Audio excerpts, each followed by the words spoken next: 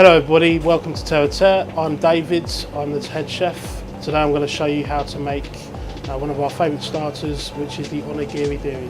To start the dish, we cook the rice, which is sushi rice in a kombu stock with Szechuan and star anise. We make a chilli sauce using doenjang, which is a fermented soybean paste. We then pipe that onto silicone paper and freeze it.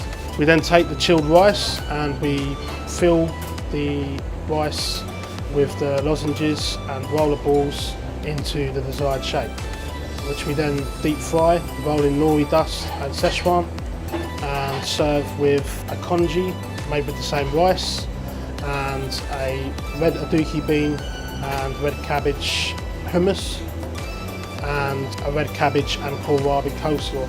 Onigiri Deary, one of Terre's favourite dishes.